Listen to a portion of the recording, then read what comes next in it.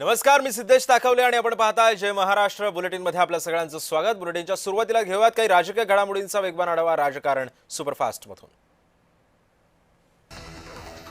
अजित पवारांच्या विमान अपघात प्रकरणी सध्या मोठी चौकशीला सुद्धा वेग आलेला आहे आणि याच प्रकरणी नेमक्या चौकशीचं काय झालं, कर्नाटकात दाखल झालेल्या गुन्ह्याचं पुढे काय झालं अशी विचारणा रोहित पवारांनी पोलीस महासंचालकांना केलेली आहे। बारामती पोटनिवडणूक बिनविरोध करायचे महायुतीचे प्रयत्न सुरूच आहेत। काँग्रेसने निवडणुकीतून माघार घ्यावी अशी भूमिका मुख्यमंत्री देवेंद्र फडणवीसांनी मांडली।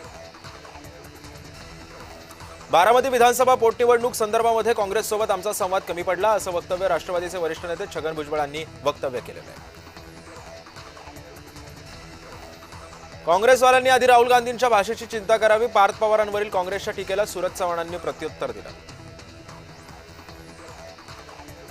बारामती पोटनिवडणुकीमध्ये लक्ष्मण हाके यांनी बदललेल्या भूमिकेवरती बसपाचे उमेदवार सागर भिसे यांनी टीका केलेली आहे। हाके यांनी ओबीसी समाजाची दिशाभूल करून भ्रमनिरास केल्याचा आरोप सागर भिसेंनी केला।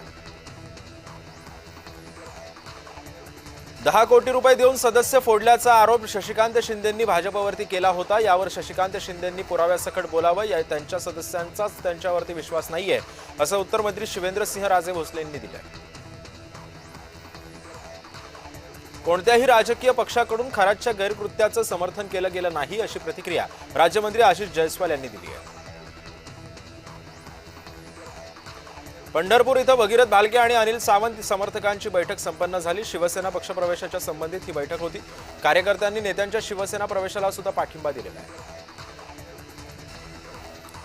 भाषणही न येणाऱ्यांना अधोगतीबाबत बोलणं जास्तच झालं अशी टीका महाराष्ट्र काँग्रेसनं पार्थ पवारांवर केली आहे। पार्थ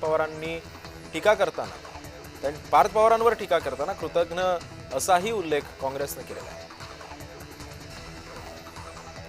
खासदार सुप्रिया सुळेंनी सुद्धा भाजपविरुद्ध भूमिका घेतलेली आहे। देशाच्या प्रगतीमध्ये काँग्रेसचा हात असून काँग्रेसचं योगदान आपण विसरू शकत नाही असं म्हणत सुळेंनी पार्थ पवारांचे कान टोचले।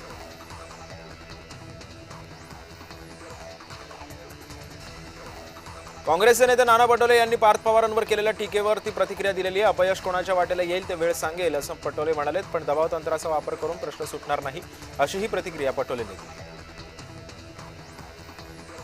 बेळगाव सीमा प्रश्नावरून जयंत पाटील आणि चंद्रकांत पाटलांमध्ये आरोप प्रत्यारोपांच्या फैरी रंगतायत। सांगलीमध्ये झालेल्या एका कार्यक्रमामधून बेळगाव सीमावासियांच्या प्रश्नावरून दोघांमध्ये आरोप प्रत्यारोप झाले।